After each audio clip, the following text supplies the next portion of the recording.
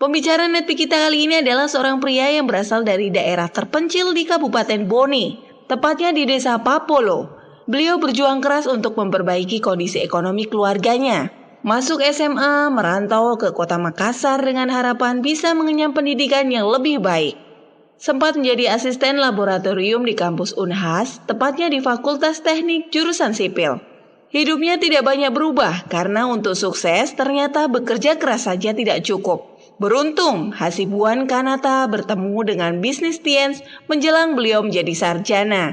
2 tahun setelah berjuang di Tiens, Hasibuan Kanata mencapai peringkat bintang 8 dan berlanjut mendapatkan reward free luxury car yaitu BMW. Saat ini Hasibuan Kanata telah traveling ke 30 negara lebih, serta menerima special cash reward car, yacht, plane, dan jaringan bisnisnya telah berkembang kuat di Indonesia dan sebagian di luar negeri. Inilah success story dari Hasibuan Kanata. Oke Bapak Ibu sekalian, saya perkenalkan diri, mungkin sebagian ada yang belum kenal saya. Saya Hasibuan Kanata. Mungkin ada yang rada-rada bingung ya, kok namanya Hasibuan? Orang Medan ya?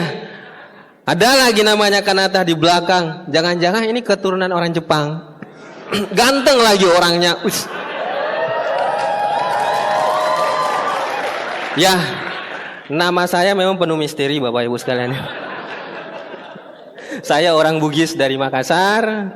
Mungkin buat pandangan banyak orang Makassar itu orangnya kasar-kasar ya. Enggak salah lagi maksudnya. Enggak semuanya kok Bapak Ibu sekalian ya. Di mana-mana ada orang enggak baik, di mana-mana juga banyak orang baik ya. Sama saja.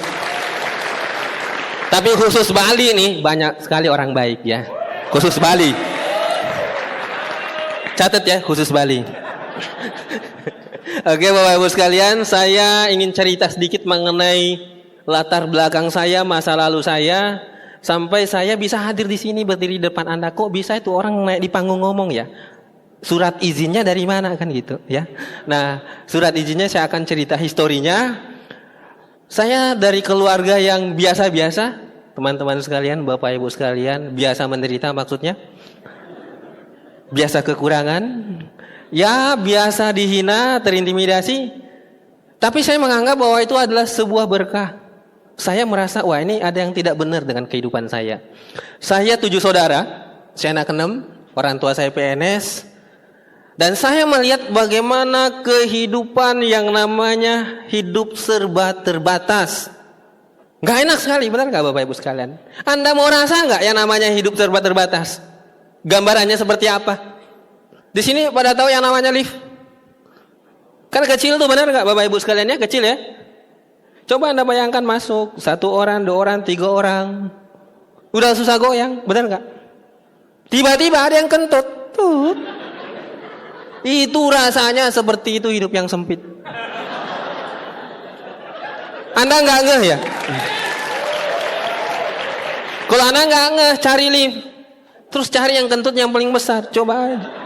Nanti ngerasa, oh begini ternyata kehidupannya dulu Pak Hasibuan. Termasuk saya sekarang. Ya, hidup tidak menyenangkan. Saya dari keluarga biasa-biasa, tapi saya bersyukur punya orang tua yang punya tanggung jawab luar biasa. Bapak saya adalah idola saya dalam hal sikap bagaimana bertanggung jawab. Termasuk ibu saya melihat bagaimana beliau mengorbankan kehidupannya supaya anak-anaknya bisa menjadi manusia yang berkembang, maju, supaya anak-anaknya bisa sekolah. Tapi satu hal yang tidak menyenangkan adalah bahwa kondisi itu memprihatinkan, tidak menyenangkan. Semuanya diirit, semuanya apa ya? Namanya susah. Sebelah kiri saya tahu yang namanya susah? Seperti apa itu susah? Saking susah diungkapkan, saking rasanya susah banget ya. Moto namanya susah, Anda beli baju yang sempit, mau dikancing. 2 kemungkinan, sesek, tidak bisa napas, dan mati. Atau Anda paksa, dikancing, dan robek. Dan kelihatan itu.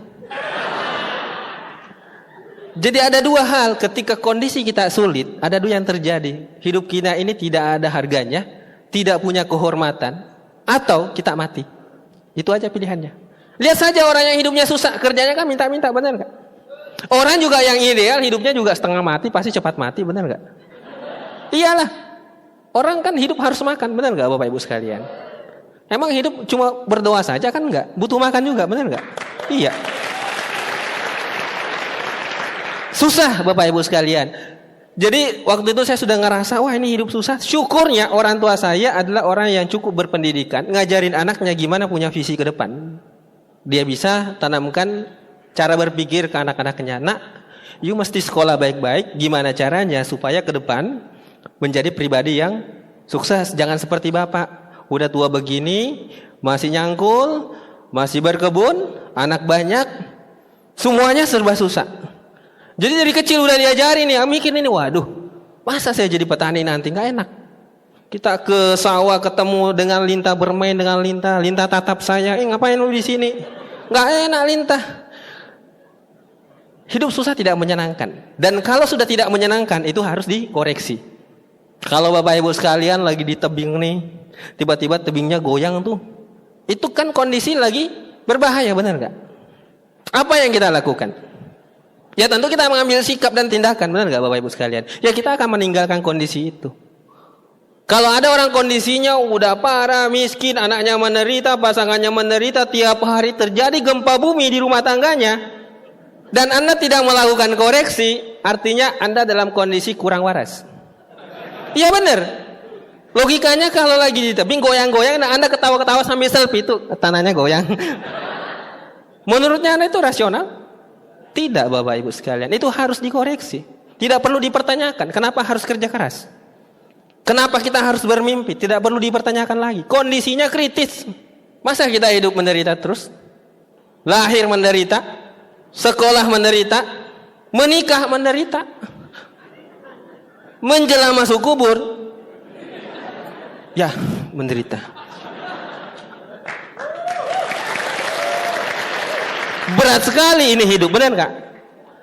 Kalau kondisinya sudah tidak menyenangkan, lebih baik di stop, benar nggak? Logikanya kan simpel, benar nggak Bapak Ibu sekalian? Kalau mau tetap hidup, dikoreksi. Minimal diri kita tidak menjadi sumber kesusahan buat banyak orang, seperti itu. Akhirnya apa yang terjadi Bapak Ibu sekalian? Saya disekolahkan dari SD, SMP. Saya di kampung saya, namanya Bone. Sebentar saya perlihatkan. Dulu saya sekolah betul-betul belajar, bukan karena inisiatif saya, orang tua saya betul-betul tekan saya harus belajar, harus ranking 1 di situ dalam kondisi bukan kesadaran pribadi. Akhirnya pas masuk SMA saya ke Makassar, dunia baru saya temukan, kebebasan baru saya temukan. Dulu kan nggak bisa bebas, nonton aja harus izin. Kenapa? Nggak ada TV di rumah Bapak Ibu sekalian. Yang bisa saya tonton cuma kucing. Saya lihat kucingnya nanya kenapa. Jadi bebas di Makassar nih. Dulu ranking 1, minimal ranking 2. Pas di Makassar, seperti kebebasannya, bebas juga rankingnya kemana-mana. Dari belakang ranking 1. Serius Bapak Ibu sekalian. Saya ingat, wah orang tua saya kerja keras di kampung, bisa sekolahin anaknya, terus saya di sini santai-santai. Saya ini jadi anak durhaka. Akhirnya saya putuskan untuk serius pada saat kelas 3 SMA. Saya putuskan harus nih belajar keras nih. Biar gimana supaya saya nanti bisa masuk perguruan tinggi yang menurut saya bagus. Waktu itu saya setting untuk ujian UGM waktu itu Bapak Ibu sekalian, target saya namanya UMPTN. Tapi saya nggak ngomong dulu sama orang tua. Itu tahun 98. Saya masuk kuliah itu 99. Jadi saya ngomong ke orang tua menjelang ujian. Saya nanya ke orang tua apa? Saya mau rencana kuliah di Jawa. Soalnya saya melihat kakak-kakak saya yang sekolah di Makassar biasa-biasa saja, tidak ada yang istimewa. Kayaknya saya perlu ke Jawa dan UGM itu bagus. Dan waktu itu kondisi Krismon 98 ya. Orang tua nanya ke saya, nak, kondisi kita tidak memungkinkan. Uang tidak ada bisa ke sana, tidak mencukupi. Saya ini adalah anak yang bukan tipikal ngotot ke orang tua. Jadi saat itu saya urungkan niat saya untuk lanjut ujian di UGM. Akhirnya saya milih Unhas. Dan itu masih ada kira-kira 1 bulan menjelang ujian ya. Dan di situ saya nggak belajar lagi Bapak Ibu sekalian, santai aja. Kenapa? Di pikiran saya sederhana. Target awal saya adalah UGM. Secara grade UGM itu di atas sekali dibanding Unhas. Jadi kalaupun misalkan saya nggak belajar sekarang, Unhas itu pasti lolos. Dan memang akhirnya saya lolos di Unhas. Apa poinnya di sini? Belajarlah untuk bikin target yang lebih tinggi Bapak Ibu sekalian. Dengan target lebih tinggi, minimal Anda bisa dapat yang dekat-dekatnya. Kalau targetnya udah rendah, jatuhnya juga enggak. Anda targetnya misalkan motor, paling dapatnya sepeda. Itu pun bannya hilang 1. Karena diambil Pak Budiado. Katanya enggak cucu funting. Ya. Nah, Bapak Ibu sekalian, akhirnya saya sadar saya harus sekolah baik-baik. Saya harus memperjuangkan itu sukses, itu penting sekali. Poin pertama, kenapa sukses saya perlu perjuangkan? Sukses adalah solusi buat saya. Saya nggak tahu buat banyak orang, tapi versi saya, sukses adalah solusi. Saya sering melihat banyak orang yang kehidupannya berantakan. Kenapa? Karena tidak punya solusi, Bapak Ibu sekalian. Kenapa kita wajib memperjuangkan yang namanya finansial? Punya bebas waktu, bebas pikiran, karena itu sumber solusi. Ini contoh saja. Misalkan ada nih si A. Si A ini orang yang sangat kaya, sukses, punya waktu, punya kondisi keuangan banyak sekali. Si A ini punya anak dan sakit. Kira-kira Bapak Ibu sekalian, kalau Anda punya anak atau orang tua sakit, menyenangkan nggak? Saya kira tidak, benar ya? Tapi dia dalam posisi punya solusi. Anak saya sakit nih. Bagusnya ini saya bawa kemana ya? Ke Jakarta atau ke Singapura ya? Minimal ada solusi. Saya tahu berobat itu belum tentu sembuh, tapi ingat, dengan berobat ada peluang sembuh, benar gak? Kalau kita sudah berusaha yang terbaik, ujung-ujungnya ternyata tidak terselamatkan, ya minimal kita udah usaha. Tapi kalau sudah sakit dan tidak minum obat, sudah pasti mati, benar gak Bapak Ibu sekalian? Coba Anda bayangkan kalau kasusnya si B. Si B ini adalah orang yang kondisi finansial parah, butuh kebutuhan sehari-harinya saja terbatas. Tiba-tiba anaknya sakit nih, atau orang tuanya sakit. Kira-kira apa yang dia lakukan? Mungkin dia ke dukun, benar nggak sih? Atau percaya Tuhan. Kira-kira anak ini sembuh nggak dari doa? Bisa iya, tapi kan Tuhan udah ngajarin kita berpikir. Benar nggak? Berobatlah supaya kau sembuh. Belajarlah supaya kau punya solusi. Kira-kira menyenangkan nggak kondisinya seperti itu? Kalau anak nggak punya apa-apa, tiba-tiba ada keluarga Anda sakit, kita nggak punya pilihan kecuali menatap dia. Cepat mau kau mati. Iya, benar nggak? Hidup sudah susah, ditambah lagi dia sakit, kita tambah susah. Makanya kadang-kadang banyak orang yang hidupnya di bawah rata-rata kondisi finansialnya, itu kalau kita lihat kadang-kadang sadis ya. Bukan sadis, itu cara terbaik buat untuk bertahan hidup. Kadang-kadang ada orang nanya, dia sudah menikah.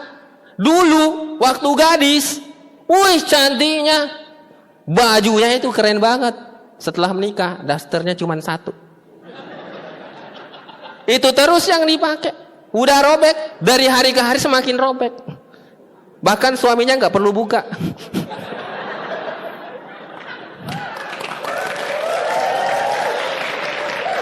Itu bukan salah si istri loh. Siapa sih perempuan yang mau jelek, benar nggak? Siapa sih perempuan yang mau pakai daster yang dicicil 100 kali? Jangan ketahuan nanti. Anda cukup korek suaminya, sadarku itu Pak. Siapa perempuan yang mau seperti itu? Enggak ada. Itu cuma masalah laki-lakinya tidak memberikan fasilitas lebih. Itu cara dia bertahan supaya anak-anaknya mungkin tetap sekolah. Itu cara buat untuk mengirit supaya anak-anaknya tetap bisa makan. Betul nggak Bapak Ibu sekalian? Jadi hidup ini bukan mengenai kondisi sadis. Ini harus kita benahi. Kalau Anda lihat orang di luar brutal, bukan mereka brutal. Itulah caranya mereka survive. Maka kita hadir di sini untuk hidupnya bisa lebih baik. Akhirnya Bapak Ibu sekalian, saya sekolah, kuliah, dan waktu menjelang sarjana, saya lagi waktu itu dipanggil sama om saya. Kebetulan om saya adalah ayah dari sponsor saya, Bapak Rizky Kanata. Mohon aplaus buat beliau, new director. Doakan saja juga saya akan new director ya. Rencananya tahun depan. Tapi kan tahun depan banyak ya. Itu masalahnya, ada 17, 18, masih lama lah ya. Di satu pagi saya ngelapor ke om saya mengenai project, dan waktu itu sepupu saya datang dan beliau adalah Pak Rizky. Dan om saya promosi ini di si Rizky itu jalanin Tiansi. Wih, sekarang udah beli apartemen. Ya, siapa yang nggak kaget Bapak Ibu sekalian, orang yang masih kuliah bisa beli apartemen. Terus dia tanya, Has mau tahu nggak bisnisnya seperti apa? Wah ya pasti mau Bapak Ibu sekalian, siapa yang nggak mau punya apartemen, benar nggak? Akhirnya waktu itu Pak Rizky keluar, dan kondisinya waktu itu keluar baru bangun dari tidurnya, masih pakai celana kolor warna hijau lagi ya. Makanya kolor hijau. Terus dia nanya, serius lu mau dengar bisnisnya? Saya bilang iya. Dia keluar dan kembali ke kamar, dan waktu kurang lebih 5 menit pakaiannya udah rapi. Dan saya kaget, ini orang pasti nggak mandi. Saya dipanggil di kamar sebelah. Kondisinya waktu itu saya bingung, ini orang ngapain? Begitu rapi, begitu semangat, dijelasin, bersemangat sekali. Saya bukan tatap laptopnya, tatap dianya. Selesai presentasi belum nanya ke saya, Has, paham nggak? Saya nggak ngerti. Cuma waktu diminta gabung, ya saya gabung. Waktu itu pemikiran saya sederhana, teman-teman sekalian, Bapak Ibu sekalian.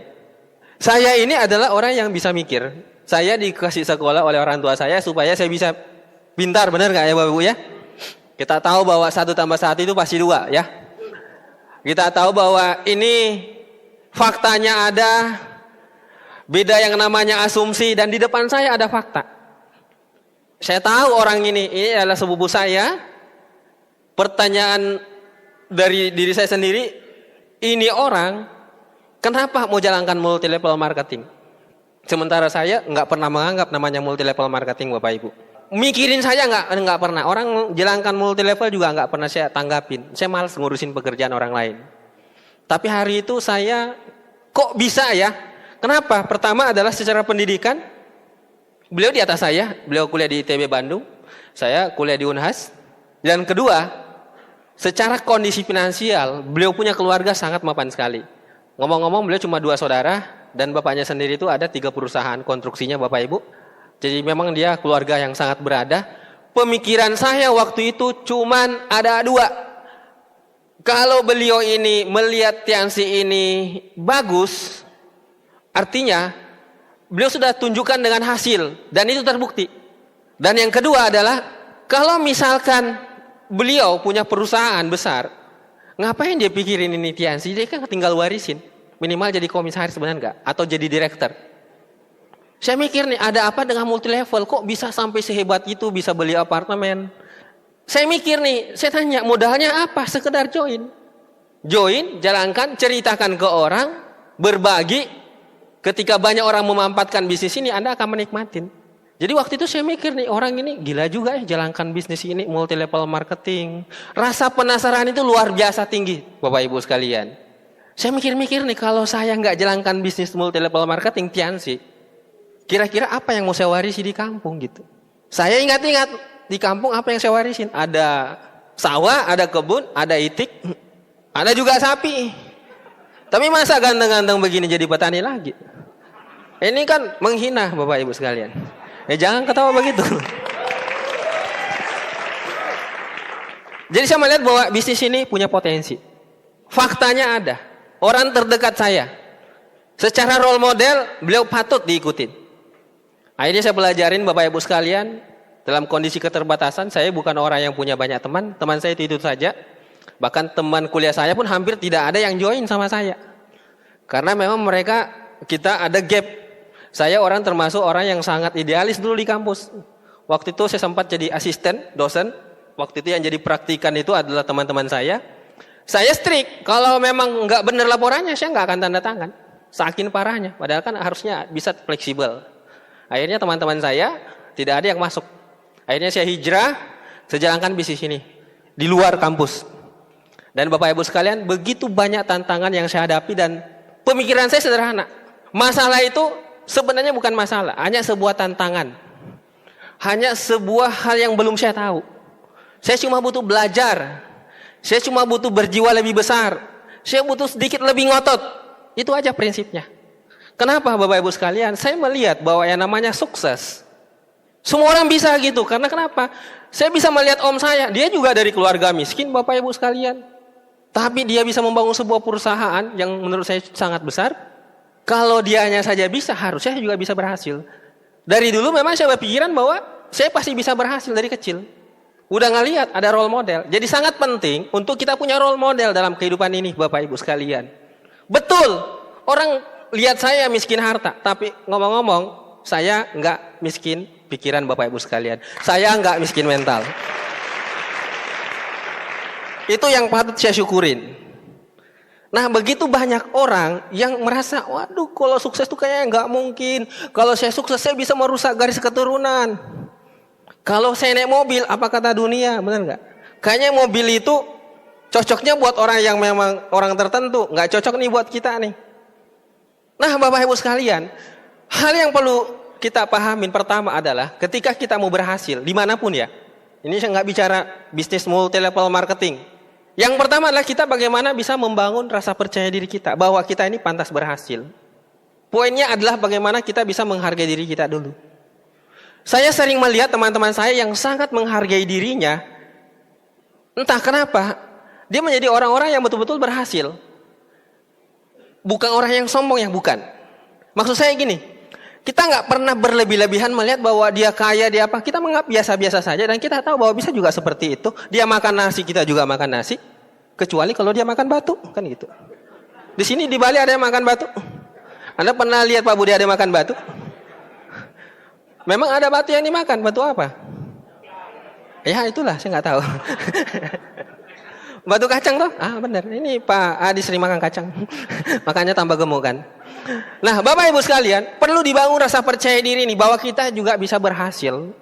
Apa gunanya kita hadir di muka bumi cuma menu-menuin doang, tapi kita tidak bisa memberikan satu warna pun, benar nggak? Jadi minimal kita bisa memberikan warna. Cara membangun rasa percaya diri sederhana Bapak Ibu sekalian. Gini aja deh. Saya tahu teman-teman di sini mungkin tahu orang yang paling kaya di Bali ya. Kira-kira orang kaya di Bali, Anda segan nggak ketemu dengan dia, ngobrol sama dia kira-kira? Kalau Anda ketemu nih, kaya banget nih, pengusaha besar, sungkan nggak Bapak Ibu sekalian? Minder nggak? Oke. Anda mau tahu resepnya gimana bisa lebih pede? Bisa merasa biasa aja dia kok. Naik apa? Ferrari. Biasa aja Ferrari.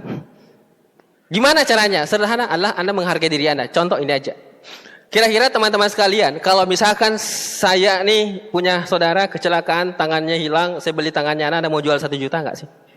Ada mau jual tangannya di sini 1 juta nggak? Kurang mahal ya? 2 juta? Oke, 10 juta, mau nggak? Oke, saya naikin 100 juta. Ini kok Anda semakin naik, kok Anda semakin sengit ya? Itu baru tangan loh Bapak Ibu sekalian. Gimana kalau saya mau beli kepalanya Anda? Saya kasih Pulau Bali nih total nih, Anda milik tapi saya beli kepalanya. Hari ini saya potong mau? Kita ini terlalu mahal Bapak Ibu sekalian. Saya bingung lihat orang yang menganggap dirinya itu enteng. Ketika kita merasa bahwa kita ini berharga, tentu kita memperlakukan diri kita menjadi seorang pemenang. Kita hargai diri kita, kita berikan fasilitas terbaik di dunia ini buat diri kita. Bolehlah sekarang mungkin kehidupannya kita biasa-biasa, tapi ingat, kita bisa juga mendapatkan apa yang dinikmati orang lain, benar? Mobil itu diciptakan buat siapa Bapak Ibu sekalian? Manusia. Dan Anda yang hadir di sini apa? Kenapa Anda belum punya mobil? Apa karena kita bukan manusia? Iya toh? Belum dapat. Kapan dapatnya? Mobil itu adalah hasil dari sebuah perubahan zaman, perkembangan peradaban Bapak Ibu sekalian. Orang menikmati perubahan peradaban. Kalau orang lain bisa menikmati perubahan ini, kenapa kita tidak menikmati juga? Dulu tidak ada kendaraan, mereka jalan kaki, mereka naik kuda. Nah sekarang apa kita masih mau pertahankan masa lalu? Masih jalan kaki, masih naik motor, benar nggak? Kita harus perjuangkan itu. Ingat, kita ini terlalu mahal. Contoh lah, misalkan Bapak Ibu punya emas, mutiara ya, Ketika Anda simpan di mana kira-kira? Di dekat tong sampah, atau di dapur, atau di lemari, atau di mana? Pasti simpan di tempat yang paling bagus, benar nggak Bapak Ibu sekalian? Kalau kita tak ternilai harganya, harusnya kita juga punya tempat yang terbaik. Poinnya di situ dulu. Karena kalau kita pede, beda Bapak Ibu sekalian. Coba kalau kita pede, ada perampok bawa golok, tapi Anda punya senjata otomatis AK-100. Kira-kira lari nggak perampoknya? Kita lebih hebat. Kita lebih pede, benar nggak Bapak Ibu sekalian? Rasa percaya diri itu bisa membuat yang kelihatannya masalah menjadi sebuah tantangan. Itu aja poinnya. Ketika kita nggak pede, tantangan yang ada itu jadi masalah. Apa-apa jadi masalah. Bawaannya mau kabur Bapak Ibu sekalian. Kabur, akhirnya waktunya dipanggil. Mau kabur di kuburan, udah nggak bisa, udah ditimbun tanahnya. Nggak bisa dia, udah goyang, terpaksa, pasrah aja.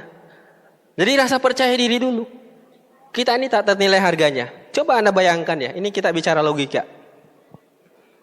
Kalau ada pabrik yang tak ternilai harganya, setiap bulan dia hanya bisa memproduksi 3 juta, 10 juta, kira-kira profit nggak itu perusahaan, pabrik? Nilainya luar biasa mahal, infrastrukturnya ini, pabriknya, mahalnya luar biasa. Tapi setiap bulan dia cuma bisa memproduksi 5 juta, 10 juta. Profit nggak ini perusahaan, pabrik? Nggak profit, benar? Kita ini tak ternilai harganya. Sangat tidak pantas kalau nilai kita setiap bulan cuma dinilai 3 juta, 2 juta. Harus kita perjuangkan. Tidak ada batasan. Yang maksimal, unlimited. Jadi kalau Anda lihat orang penghasilannya miliaran, triliunan, menurut saya itu biasa-biasa saja. Tidak ada yang istimewa. Karena apa yang dilakukan dan kalau kita lakukan juga kita bisa dapat. Benar nggak? Itu aja poinnya Bapak Ibu sekalian. Apa yang saya lakukan, kalau Anda lakukan lebih, malah saya duduk di bawah dan saya dengarkan Anda bawakan seminar. Dan saya akan belajar. Orang akan belajar dimanapun.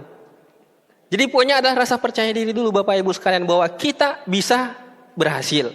Tidak ada yang bisa halangi Anda berhasil kecuali Tuhan dan diri Anda. Apapun masalah yang Anda hadapin. Nah, masalahnya ketika orang ditawari multi level marketing kan terlalu banyak asumsi, benar nggak Bapak Ibu sekalian? Oh, multi level, masuk langsung mati toh. Apalagi biasanya bisnis penipuan, benar nggak Bapak Ibu sekalian? Faktanya Bapak Ibu sekalian, kalau kita bicara mengenai multi level, andaikan ini ilegal, mungkin kita sudah ditangkap polisi barangkali, benar nggak? Dan saya mungkin yang pertama ditangkap di sini. Karena saya yang paling keras suara saya, karena pakai mic. Dan orang polisi bilang, kok terlalu ribut. Betul ya? Bahkan kalau misalkan ini ilegal, nggak mungkin wakil gubernurnya datang gitu. Bayangkan seorang wakil gubernur datang mensupport kita secara moral. Bahkan bukan cuma moral, menunjukkan bahwa dia join Tiansi, Go Platinum katanya. Dia pakai produk, dia kesaksian. Katanya dulu dia susah berdiri, sekarang semua berdiri.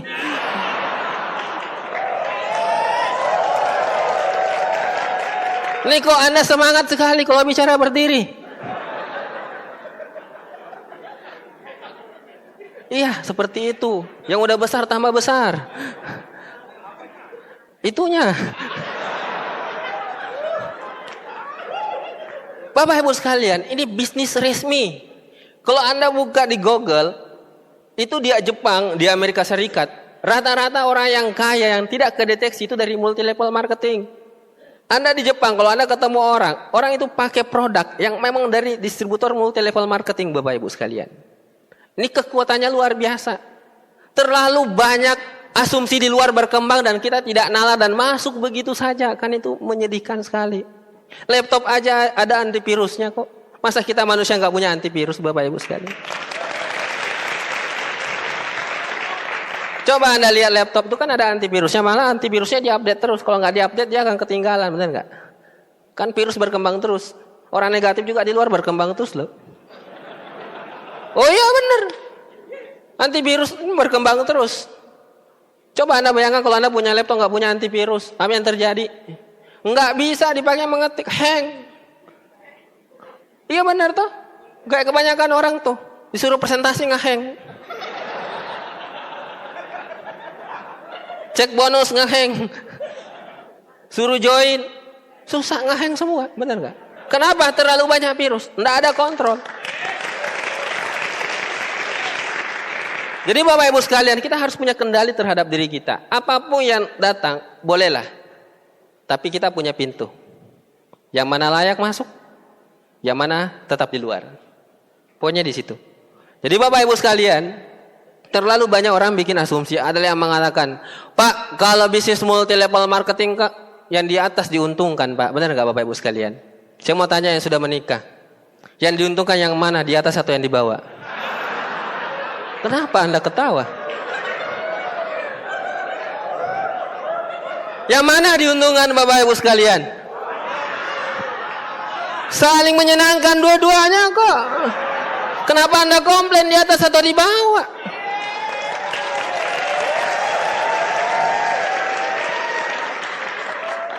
Di mana-mana yang namanya bisnis win-win solution Bapak Ibu sekalian. Anda untung, saya untung. Bukannya saya untung, Anda buntung enggak. Ingat Bapak Ibu sekalian, ini real business. Kalau ada orang mengatakan ini bukan real business, katanya menguntungkan di atas penipuan, panggil dia. Anda mau kasih paham bahwa ini real business, suruh buka matanya lebar-lebar baru Anda taburi kalsium. Dan dia rasa betul-betul real. Benar, ini real business, ada kalsiumnya kok, benar nggak?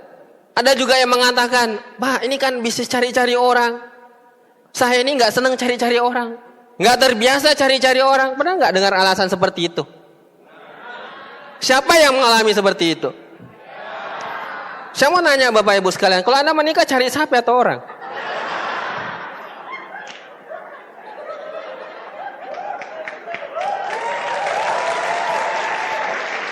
Kalau Anda ke kampus sekolah atau kuliah, Anda cari dosen atau kambing?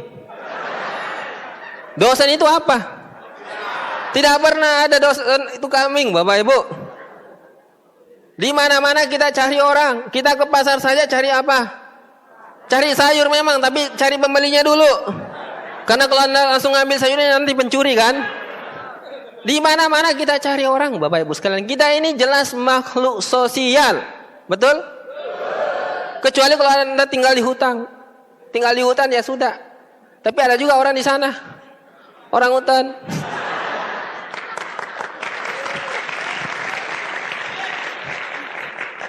Terlalu banyak alasan yang menurut saya tidak rasional. Kok masuk begitu saja, nggak permisi, tabe. Ini langsung nyelonong, ambil keputusan. Wah, ini orang kok bisa seperti ini? Apalagi Bapak Ibu sekalian. Pak, kalau multi level marketing kan harus jago bicara, benar nggak sih? Alasan itu muncul, benar nggak Bapak Ibu sekalian? Siapa yang ngalamin merasa, aduh, kendala saya di sini? Ada nggak angkat tangan di sini? Ada nggak? Kok Anda jadi loyo, takut ya ditipu? Siapa di sini? Namanya siapa, Pak? Kok bisa bicara ya? Katanya nggak bisa ngomong, bisa bicara.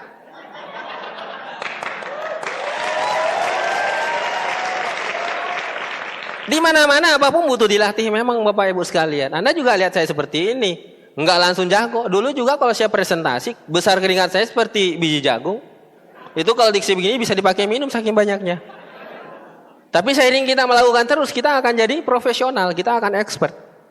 Tidak ada orang lahir di dunia langsung jago ngomong Bapak Ibu sekalian. Tidak mungkin pas dilahirkan langsung dia bilang ke mama, "Ma, semangat." Tidak ada. Baru nongol kepalanya, "Ma, ayo Ma, lanjut, hampir Ma." Nggak ada. Ada gitu yang melahirkan di sini baru muncul kepala anaknya, "Ma, hampir Mi, Ma." Hampir apa? Nggak ada.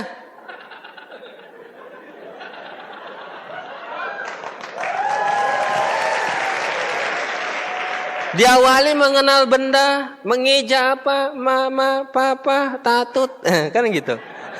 Iya. Semuanya dipelajari Bapak. Ada namanya by proses. Apa-apa yang namanya instan itu berbahaya. Makan aja mie instan terus kalau Anda nggak botak. Iya.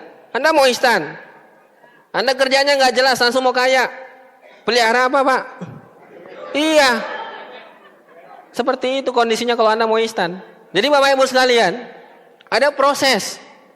Dan ingat, ketika proses itu kita jalani, bukan kita sekedar bicara mengenai duit. Ada banyak nilai yang kita bisa dapatkan. Ada pengetahuan baru. Anda tahu yang namanya pengetahuan baru? Itu memberikan kita, oh ternyata dunia ini begini bentuknya, benar nggak?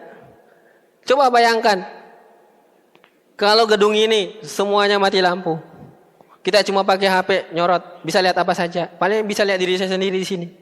Saya nggak bisa lihat Pak Budi ada. Udah gelap, hitam lagi orangnya. Benar nggak Bapak Ibu sekalian? Ilmu itu membuat kita jadinya tahu, oh itu toh jalannya. Coba kalau gelap, Anda coba bayangkan kalau di rumah mati lampu, goyang aja itu males, takut kejedot, apalah, takut kesinilah, takut jatuhlah. Tapi coba kalau terang, kita bisa lihat jalan, oh di sana jalannya, Anda jalan, oh di sana ada lubang, Anda hindarin.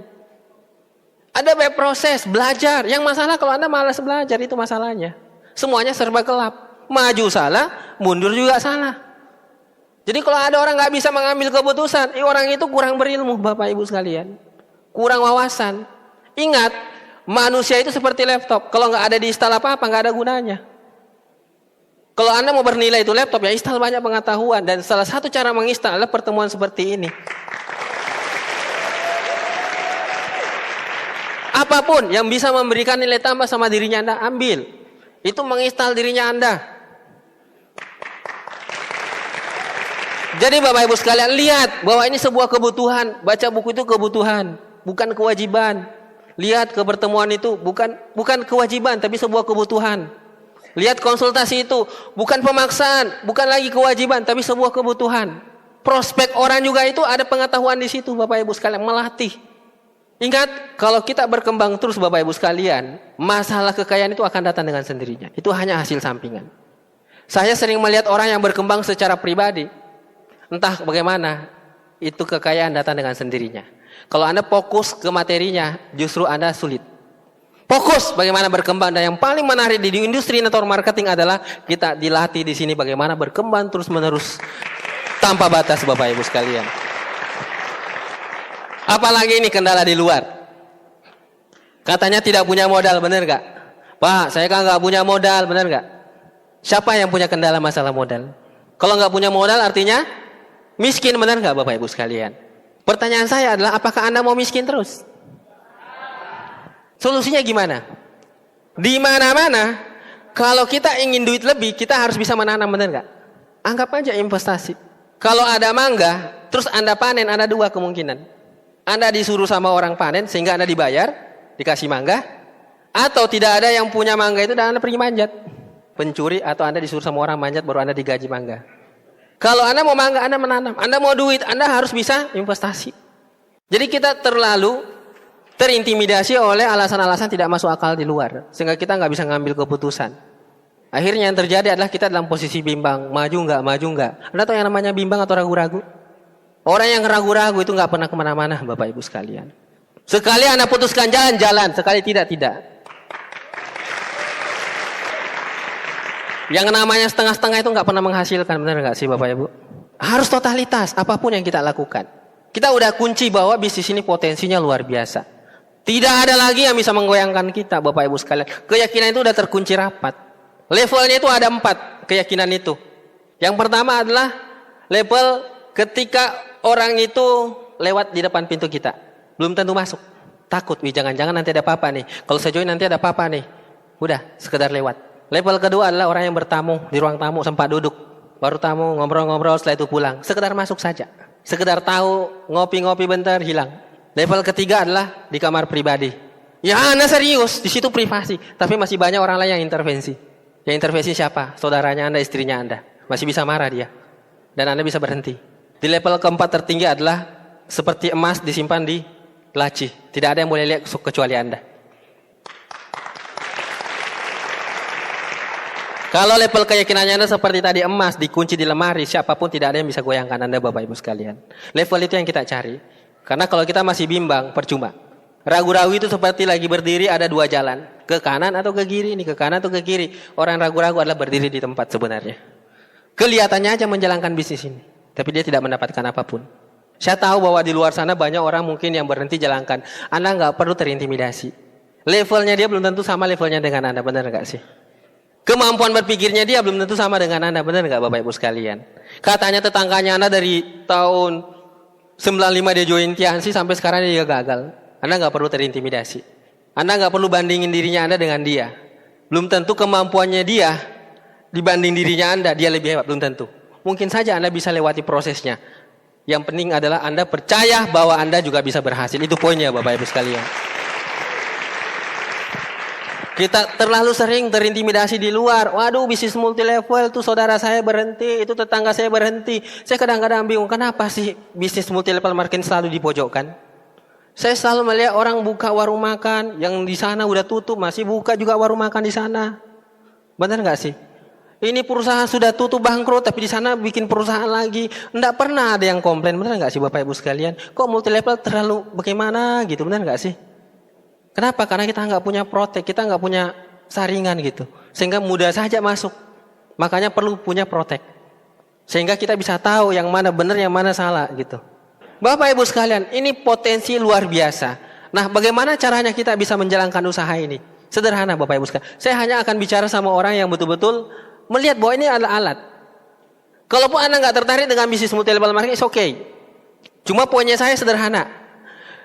Anda harus perjuangkan yang namanya sukses Bapak Ibu sekalian. Menurut saya ini alat buat saya nih.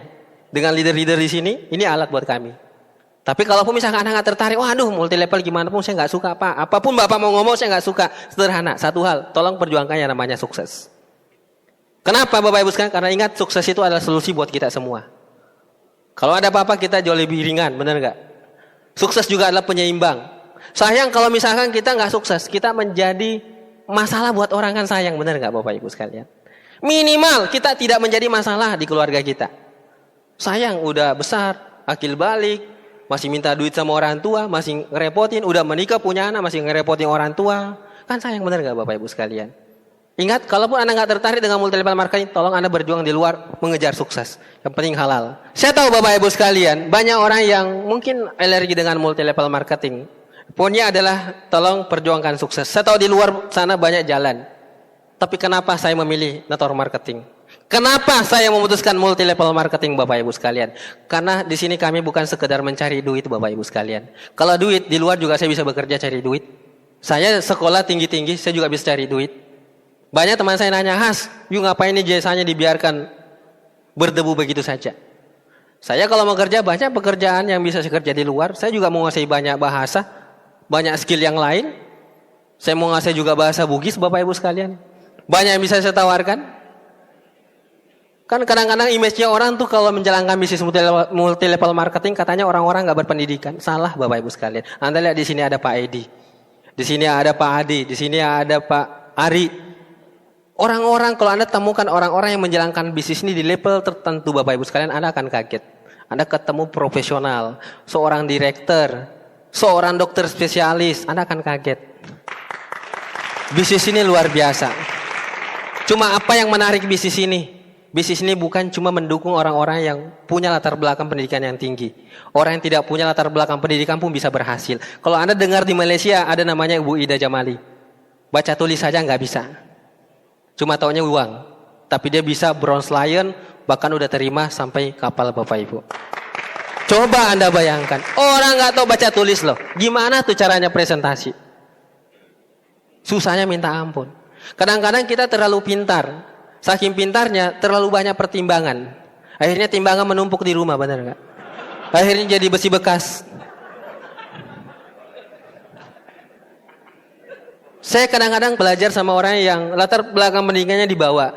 Mereka itu nggak tahu banyak ilmu, sehingga nggak terlalu banyak mikir. Yang dia lakukan, kerjakan. Apa yang diarahkan oleh sistem dia cuma lakukan saja. Kita ini terlalu banyak mempertanyakan, terlalu banyak pertimbangan. Hal yang paling istimewa yang saya dapatkan di usaha ini adalah pertama pengembangan diri. Dulu mana berani saya tatap matanya orang ngomong seperti ini Bapak Ibu sekalian. Kalau saya ngomong begini, saya paling nunduk begini. Pas segini orangnya pasti kabur. Sekarang malah bisa main mata depan banyak orang, benar nggak? Pengembangan diri mahal sekali Bapak Ibu sekalian. Kalau Anda ikut seminar-seminar di luar, kayak Anthony Robbins, Anda bisa bayar berapa juta itu. Malah bahkan ada yang bayar sampai puluhan ratusan juta itu ikut seminar. Di sini Anda langsung dilatih.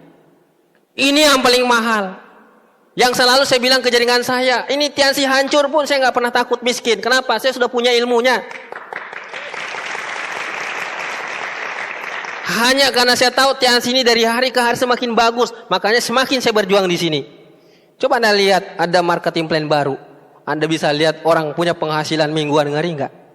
Punya bonus mingguan, bulanan. Fokus solusi Bapak Ibu sekalian. Saya tahu kita semua punya masalah, benar nggak? Wah inilah alasannya terlalu banyak. Semua orang punya masalah, siapapun. Saya juga punya masalah Bapak Ibu sekalian. Kalau Anda nggak ada masalah, tinggal satu, mati aja. Semua orang pasti punya masalah. Justru masalah itulah yang Tuhan kasih supaya kita bisa mengelola. Kalau kita bisa mengelola, maka kita menjadi yang lebih baik dibanding orang lain. Kalau Anda nggak bisa mengelola masalah, maka Anda akan semakin terpuruk. Kalau Anda punya jalan nih, naik motor, pasti tidak semuanya mulus, benar nggak? Mungkin ada lubang. Apakah Anda naik motor susah tapi Pak ada lubang Pak? Ini lubang Pak kan? Kita fokus, benar nggak? Cari jalannya nggak ada lubangnya, benar nggak Bapak Ibu sekalian? Memang masalah itu perlu kita pikirkan, tapi tidak setiap hari. Ada waktunya masalah itu dipikirkan, ada waktunya disimpan dan kita berjuang totalitas di luar. Coba Anda bayangkan Bapak Ibu sekalian, kalau itu masalah itu dibawa-bawa, bagaimana beratnya ini hidup. Kira-kira kalau ada satu gelas aqua sepegang begini, berat nggak Bapak Ibu sekalian? Ringan atau berat? Kalau 5 menit setahan, berat atau ringan? Kalau 1 jam? Serius? Bagaimana kalau 1 hari? Berat? Oke, saya akan tanya ke Anda. Tolong timbang itu aqua gelas. Pertama, setelah 1 hari timbang lagi itu aqua gelas. Apakah bertambah berat? Tidak. Mana itu aqua gelas tambah berat? Enggak Bapak Ibu sekalian. Karena kita selalu membawanya terus, jadinya kita merasa terus berat. Masalah itu nggak pernah tambah berat. Cuma karena Anda selalu bawa, makanya Anda keberatan gitu loh. Keberatan. Akhirnya berpikirnya nggak rasional, benar nggak? Tadi katanya nambah nggak, beratnya nambah, padahal tidak. Karena Anda keberatan, makanya Anda bilang tambah, benar nggak? Ingat Bapak Ibu sekalian, hanya karena masalah kita selalu dibawa-bawa. Ayolah, kita semua punya masalah. Mungkin di sini ada bermasalah-masalah uang, bermasalah dengan mungkin di keluarganya nggak punya teman, atau misalkan jaringannya rontok, atau baru memulai langsung teman-temannya kabur, itu semua masalah. Ayolah, itu semua bisa kita cari solusinya Bapak Ibu sekalian. Ingat Bapak Ibu sekalian, kita memperjuangkan sukses. Dengan sukses itu kita berharap kita punya nilai manfaat buat banyak orang. Bukan cuma diri kita, tapi buat banyak orang. Minimal keluarga kita, orang tua kita. Saya sendiri Bapak Ibu sekalian, begitu merasa senang sekali dengan bisnis ini. Dari dulu impian saya adalah bagaimana saya punya waktu bisa ketemu setiap saat dengan orang tua saya. Jadi memang saya punya agenda setiap bulan itu ketemu orang tua, jenguk, nanya, ajak dia jalan. Ayo Pak Ma jalan, mau belanja apa, mau beli apa, lihat senyumnya, cerita, senang sekali. Walaupun belanjanya nggak mahal-mahal. Yang menarik di bisnis ini adalah tadi Bapak Ibu sekalian, kebebasan waktu. Coba Anda bayangkan. Bukan berarti kita pensiun, enggak Bapak Ibu sekalian. Kerja itu jadi pilihan. Kalau pingin ya kerja, kalau pingin istirahat, istirahat. Itu yang menarik. Tapi yang namanya kerja di luar, pokoknya Anda harus masuk pagi sampai sore. Ngantuk gimana? Harus masuk. Gimana kalau lagi sakit? Ya boleh. Tapi kalau kelamaan sakit dipecat juga. Iya. Kebayang nggak kalau Anda sakit sampai 1 tahun atau 5 bulan? Pasti perusahaan mikir ini orang nggak produktif. Stop aja, benar nggak Bapak Ibu sekalian? Kebebasan waktu, kita tidak terintimidasi. Itu nilai yang ditawarkan bisnis ini.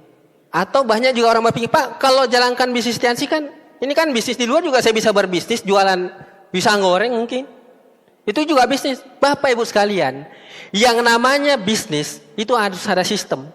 Kalau Anda di luar merasa berbisnis seperti jualan pisang atau jualan pulsa atau jual motor atau mobil, dan itu masih melibatkan diri Anda, itu bukan namanya bisnis, itu namanya mempekerjakan dirinya Anda gitu.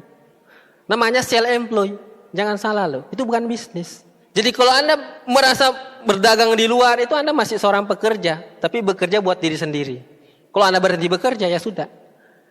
Disinilah menariknya bisnis Bapak Ibu sekalian, karena ada sistem. Dan salah satu hal yang orang gak banyak ketahui, namanya bisnis yang punya sistem adalah industri network marketing. Tidak banyak orang tahu, dan bersyukurlah hari ini Anda ada di sini. Banyak sekali nilai Bapak Ibu, bisa bantu orang lain. Saya masih ingat dulu Bapak Ibu sekalian, jalankan bisnis ini. Masih naik angkot kemana-mana bareng dengan teman saya. Beli motor, boncengan. Sampai dulu saya punya helm kecil, itu pecah. Jadi kalau diangkat begini, dia jatuhnya otomatis Bapak Ibu sekalian. Itu masih keingat. Sering waktu sama-sama kita kumpul naik mobil. Ketemu di kafe, bawa mobil masing-masing. Sering dengan waktu kita kumpul di luar negeri ngopi, di atas Menara Eiffel. Wah keren banget, benar nggak? Kenapa Bapak Ibu sekalian? Inilah potensi dari network marketing. Nilainya luar biasa. Kita bisa bantu banyak orang. Bapak Ibu sekalian, salah satu impian terbesar saya menjalankan bisnis adalah saya senang traveling. Inilah hasil-hasilnya. Mungkin Mas Budi bisa bantu saya perlihatkan. Kenapa Bapak Ibu sekalian? Saya sangat tertarik dengan traveling. Karena dari dulu memang saya itu cuma di Makassar, nggak pernah kemana-mana. Saya kenal yang namanya pesawat, naik pesawat waktu join Tiansi. Tapi 2 tahun pertama join Tiansi, saya malah mengunjungi lebih banyak negara dibanding kota-kota yang ada di Indonesia. Keren nggak Bapak Ibu sekalian?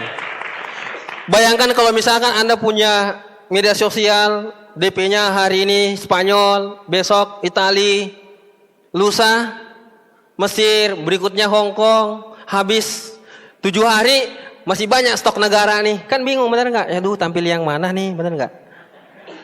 Tapi coba kalau Anda nggak pernah keluar negeri, cuma di Bali doang. Karena orang udah tahu ada orang Bali, akhirnya foto di bawah pohon pisang. Keren Bapak Ibu sekalian. Nah ini kita lihat sama-sama. Ini perjalanan saya sejak lahir sampai 24 tahun ya. Jadi saya bangun bisnis ini di umur 24 tahun. Jadi saya lahir di sini Bapak Ibu sekalian. Ini ada namanya Kabupaten Bone di sini. Jadi kalau misalkan saya ke Makassar itu cuma lewati satu kabupaten namanya Kabupaten Maros. Di Kabupaten Maros itu ada namanya Bantimurung. Di Bantimurung itu ada sebuah patung begini, itu patung monyet. Dan setiap saat itu yang saya lihat terus. Cuma itu yang paling indah seumur hidup saya. Lihat nih monyet. Entah kenapa melihatnya sekian sekali, saya merasa diketawai sama monyet. Yuk ngapain kesini terus? Saya aja bosan lihat kau. Benar Bapak Ibu sekalian. Nah ini dia perjalanan saya Bapak Ibu sekalian lewat usaha ini. Oh ya ini waktu saya berjuang, ini masih bintang 6. Coba Anda bayangkan yang paling unik sini siapa Bapak Ibu? Tempat makannya warna hijau, gelasnya merah. Ini romantis sekali. ini satu-satunya foto yang saya punya Bapak Ibu sekalian. Karena dulu susah saya dipoto. Pertama, tidak ada foto. Yang kedua, kalau ada mau foto sama saya, mereka khawatir. Karena takut terbakar. Kan dulu pakai roll ya. Ada tuh roll. Nah, ini kita lihat di sini. Nah, ini dia dari 2006 sampai 2016 sudah ada 30 negara Bapak Ibu sekalian saya kunjungi. Bahkan ada beberapa negara yang berulang-ulang. Ini malah nanti ini akhir bulan ini kita keluar negeri lagi jalan-jalan. Ini dia. Bahkan ada beberapa negara yang saya nggak kenal, tapi udah ke sana Bapak Ibu sekalian. Malah saya punya teman udah jago bahasa Inggris, jago bahasa Inggris dia. Tapi keluar negeri nggak pernah. Saya nggak tahu bahasa Inggris, cuma taunya yes no. Kalau transaksi di luar negeri cuma pakai kalkulator. Kalau nggak setuju, kalkulatornya saya edit, perlihatkan lagi begini. Jadi kerjanya kita begini-begini pakai kalkulator Bapak Ibu sekalian. Nggak tahu bahasa Inggris saja bisa keluar negeri. Ini negara-negaranya. Ini kalau Anda lihat, udah keliling Bapak Ibu sekalian ya. Saya juga punya impian ke New Zealand. Memang saya senang traveling. Karena lewat traveling itu, saya bisa memperluas wawasan saya, bisa melihat peradaban orang lain. Di Jepang saya bisa melihat, orang di sini ternyata disiplin sekali. Anda telat 1 menit saja, lewat keretanya Bapak Ibu sekalian. Di Jepang itu, kalau Anda naik kereta, kerjanya orang itu biasanya cuma 2. Kalau bukan tidur, mereka membaca. Kalau kita di Indonesia enggak. Pasti menggosip Bapak Ibu sekalian. Kadang-kadang lewat tempat tujuannya gosipnya belum selesai. Ada banyak menarik di luar negeri. Jepang itu adalah negara yang menurut saya sangat tandus. Tapi kenapa sangat maju? Ternyata sebuah negara itu bukan ditentukan oleh sumber daya alamnya. Tapi siapa manusianya. Ini perjalanannya Bapak Ibu sekalian. Bahkan ada beberapa negara yang malah untuk sebut saja susah. Itu di bawahnya USA. Saya agak susah. Itu negara kecil sekali. Cuma kayak ukuran 1 kabupaten. Bukan malah kabupaten, kayak kecamatan. Dia berada di Swiss. Ini negara-negaranya, keren sekali Bapak Ibu sekalian. Kita kemarin baru sekitar beberapa bulan yang lalu kita dari Eropa juga, dari Portugal, bahkan kemarin kita nonton live sepak bola Barcelona. Messi main. Itu namanya nonton bola Bapak Ibu sekalian. Betul nggak? Live. Kalau di rumah Anda nonton apa? Nonton TV, bukan nonton bola. Kalau nonton bola di rumah, ambil bola baru tatap. Bola, kan gitu.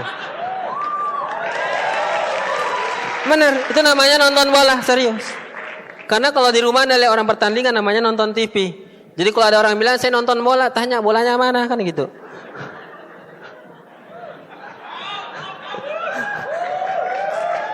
Maksud saya adalah ini sebuah cerita, bukan menyombongkan bahwa saya juga dari orang bukan siapa-siapa. Kalau saya saja bisa nonton bola live, Anda harusnya lebih bisa, benar nggak Bapak Ibu sekalian? Kan kebayang nggak nanti kita kumpul nanti nonton di mungkin di Real Madrid, apalagi nama stadionnya, Pak? Saya udah kunjungi tapi lupa. Ya itulah kira-kira. Santiago Bernabéu ya, berdebu. Oh, berdebu. Nah, Bapak Ibu sekalian, salah satu impian saya adalah saya pingin suatu saat pulang kampung, mengabdi kampung saya. Saya nggak muluk-muluk. Impian saya cuma satu, pingin jadi kepala desa, Bapak Ibu. Bener.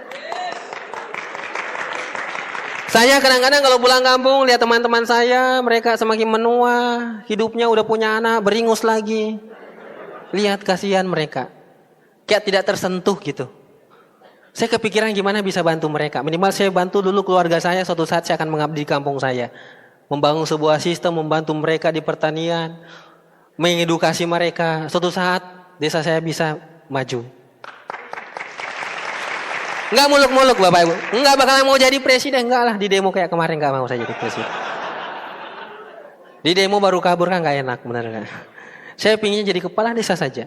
Mengabdi, bisa lebih dekat dengan masyarakat, bantu melihat langsung. Kita lagi enggak memikirin diri kita. Kita tinggal bagaimana mencapai level tertinggi di level mengabdi. Membantu lebih banyak orang. Bisa tingkatkan derajat orang-orang di kampung. Biar gimana Bapak Ibu sekalian, yang namanya kampung halaman, itu kita nggak bisa lupa. Di sana kita tumbuh. Teman-teman saya dulu yang sama-sama berenang, di sungai sama-sama tenggelam. Sedih rasanya lihat mereka hidupnya tidak maju, tidak berkembang. Kadang-kadang kalau ngobrol dengan mereka, kadang-kadang nggak nyambung. Makanya kalau saya pulang kampung, nggak bisa betah-betah lama-lama Bapak Ibu sekalian. Cara berpikirnya itu sangat jauh. Target saya adalah saya pensiun di umur 40 tahun. Saya masih punya waktu 5 tahun untuk kerja gila-gilaan. Orientasi saya bukan orientasi hasil Bapak Ibu sekalian. Tapi saya kunci bahwa saya akan kerja keras sampai umur 40 tahun. Dan saya akan memulai kehidupan baru di umur 40 tahun. Karena kalau orientasi materi itu bisa membuat orang lupa daratan Bapak Ibu sekalian. Tapi kalau kita orientasinya adalah target waktu, kita nggak peduli berapapun hasil kita dapatkan, kita akan terus fight dan membantu lebih banyak orang. Saya masih punya waktu 5 tahun berjuang, masih panjang perjalanan. Saya sampaikan ke jaringan saya yang mau berjuang, yuk kita berjuang sama-sama. Memang hari ini saya peringkat teman, tapi di luar saya masih bintang 3. Saya masih berjuang bintang 3, kalau Anda lihat saya di Papua, saya juga masih naik motor berjuang. Kenapa? Bukan karena cari duit lagi Bapak Ibu sekalian. Saya ingin bekerja lebih keras sehingga saya punya nilai bisa bermanfaat buat lebih banyak orang lagi. Kalau sekedar makan, bisa makan apa sih saya Bapak Ibu sekalian? 1 juta 1 bulan cukup, benar gak? Tapi kita adalah manusia, harus punya nilai manfaat. Kita bekerja terlalu egois rasanya. Kalau kita bekerja buat diri kita. Orang yang punya penghasilan 10 juta itu bisa sangat kaya kalau dia egois. Tapi kalau orang punya penghasilan miliaran dan dia berbagi, dia bisa jadi sangat miskin. Jadi sampai detik ini saya juga masih sangat merasa miskin. Berapapun bonus yang saya terima, kalau saya bantu saudara-saudara saya, orang tua saya, kadang-kadang uang saya mana nih? Karena saya masih miskin. Karena kita berpikir untuk bantu lebih banyak orang. Bapak Ibu sekalian, ini ada sebuah cerita, ada 3 pengemis di sebuah kota. Dia lagi jalan-jalan di sebuah kompleks, dan dia masuk di sebuah kompleks elit, dan dia berdiri di depan rumah yang sangat besar, yang paling megah di kompleks itu. 3 pengemis ini bergantian mengetuk rumah itu, dan di rumah itu ada 3 orang yang penghuninya, seorang suami istri dan seorang anak yang umur 9 tahun. Saling ketuk-mengetuk, akhirnya ada yang buka pintu dan ternyata yang datang adalah seorang wanita parubaya, ternyata istrinya. Dan 3 orang itu memperkenalkan. Yang pertama, dia perkenalkan dirinya, Bu, perkenalkan nama saya Kaya. Terus yang kedua, memperkenalkan dirinya, Bu, perkenalkan nama saya Sukses. Terus yang ketiga, memperkenalkan dirinya, Bu, perkenalkan saya adalah Cinta. Dari tiga ini ada yang berbicara ke ibu ini yang mengatakan, Bu, silahkan memilih satu di antara tiga ini untuk tinggal di sini. Dan kalau Anda sudah memilih satu, duanya akan tinggalkan rumah ini. Nah si ibu mikir nih, waduh kalau saya ambil si kaya ini bisa beli ini, bisa beli mobil, bisa investasi ini. Tapi Sukses juga menarik. Akhirnya dia bingung, dia panggil suaminya.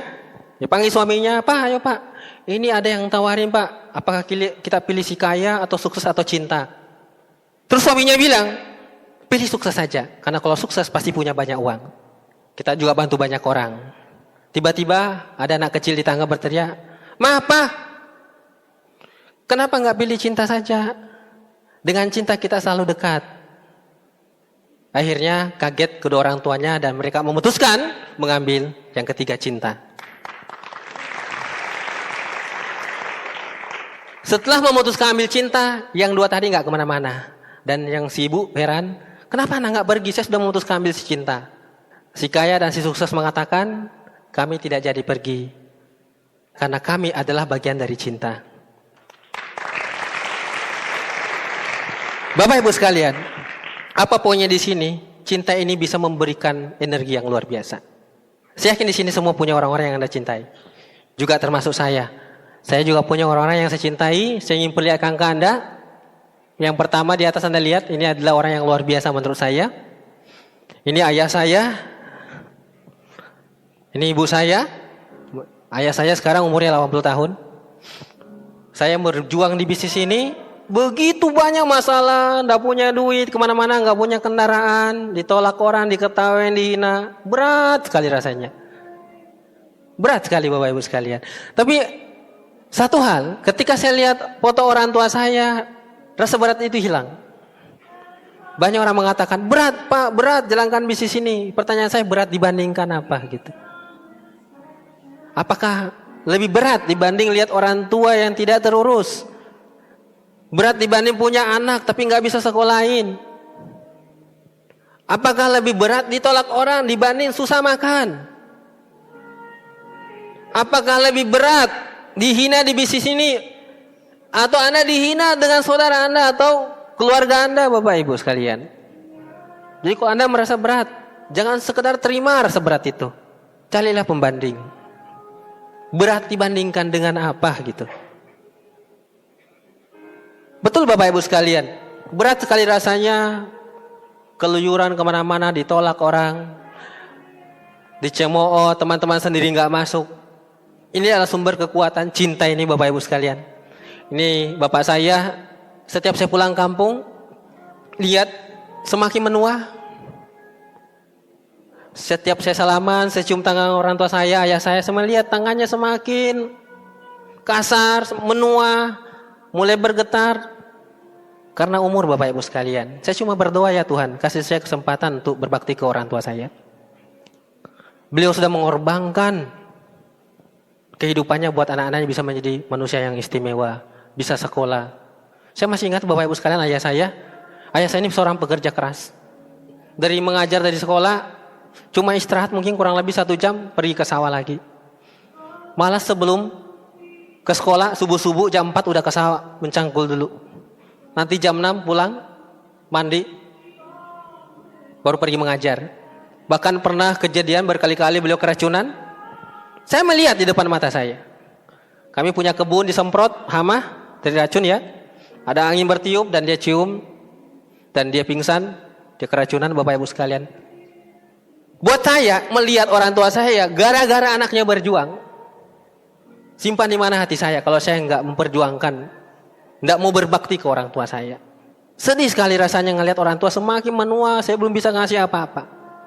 Makanya setiap saya ketemu saudara saya selalu ngomong, kalau tidak bisa ngasih apa-apa orang tua, minimal kasih kata-kata lembut. Jangan pernah lebih besar ucapanmu, perkataanmu lebih tinggi nadanya dibanding dia. Itu pesan saya. Memang saya ingin membahagiakan. Ini mama saya juga orang yang sangat lembut.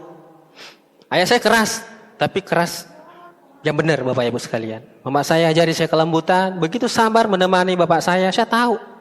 Dia ngutang kiri kanan, bahkan harusnya bisa naik angkot, pergi ngajar, jadinya jalan kaki Bapak Ibu sekalian. Berkilo-kilometer hanya untuk bisa nyimpan duit buat sekolah anaknya. Sedih sekali rasanya melihat ada orang yang tidak bisa berbakti sama orang tuanya, padahal dia punya kesempatan. Saya sering ketemu dengan teman-teman saya, malam mereka ketemu saja 1 tahun syukur-syukur.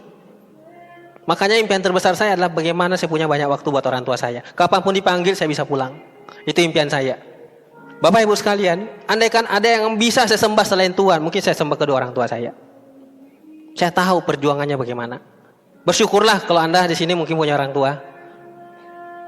Anda punya kesempatan buat berbakti. Saya yakin orang-orang yang masih punya hati, masih punya perasaan, pasti ingat orang tuanya. Orang yang merawat kita dari kecil, sejak lahir, sampai kita bisa berbicara, antar kita ke sekolah. Sedih sekali rasanya kalau ada seorang anak ngomong ke orang tuanya pun sangat kasar. Sedih sekali. Karena kenapa Bapak Ibu sekalian? Saya juga ingin suatu saat punya anak berbakti ke saya. Dan saya harus bisa memberikan contoh. Buat yang masih punya orang tua, kesempatan. Buat Anda berjuang, buktikan bahwa Anda anak yang luar biasa. Senang rasanya pulang kamu lihat orang tua senyum, ketawa. Mereka gak butuh duit Bapak Ibu sekalian. Dikasih duit pun mereka mau beli apa. Makan apa juga susah. Giginya sudah gak ada kok. Mereka hanya butuh didengarkan, diperhatikan. Tapi ingat, bagaimana caranya kalau kita tidak bebas finansial, bebas waktu Bapak Ibu sekalian untuk meluangkan waktu. Disitulah kekuatan cinta Bapak Ibu sekalian. Saya tahu bahwa mungkin di sini ada yang punya motivasi yang lain. Anda dihina di keluarga atau Anda punya anak. Anda mungkin ingin memberikan yang terbaik buat anak Anda. Saya sedih sekali bahkan melihat orang yang punya anak kadang-kadang seenaknya dipukul, dimarahin. Minta dibelikan sesuatu, dibentak-bentak. Sayang Bapak Ibu sekalian. Anda melakukan itu karena ketidakmampuan Anda, sayang sekali. Saya ketemu teman saya, pulang kampung ketemu orang itu malas. Kenapa? Dulu kecilnya kurang kasih sayang. Saya nggak mau seperti itu. Kita berjuang buat orang-orang yang kita cintai.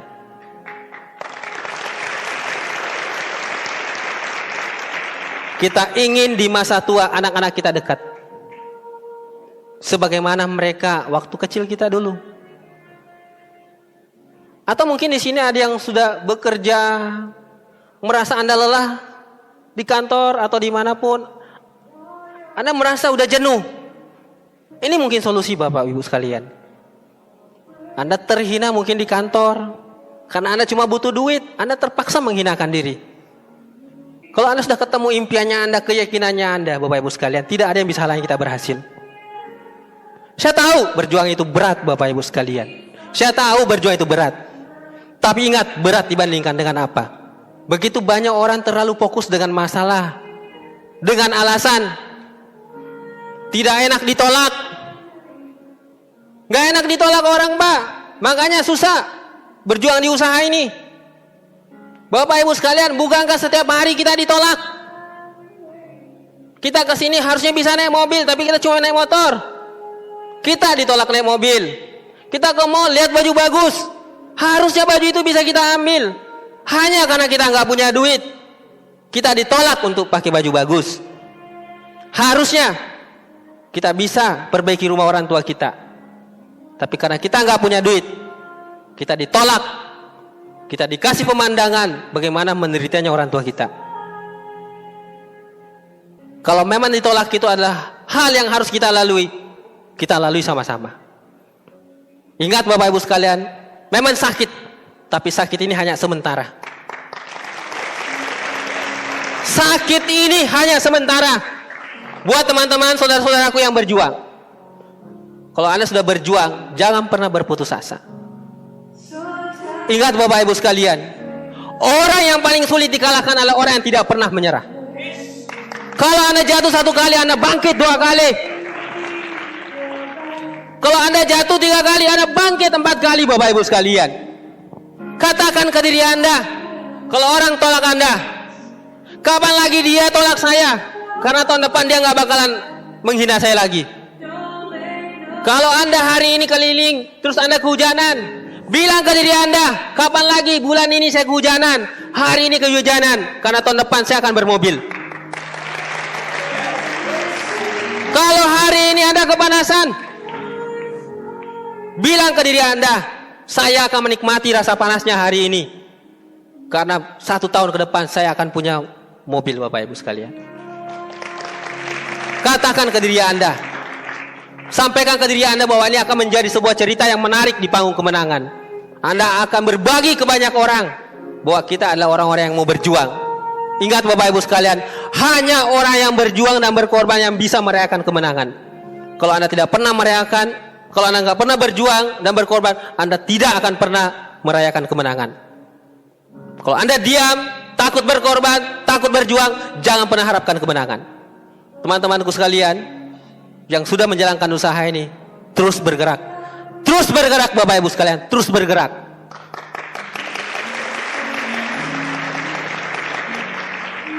Ingat Bapak Ibu sekalian, ketika kita terus bergerak,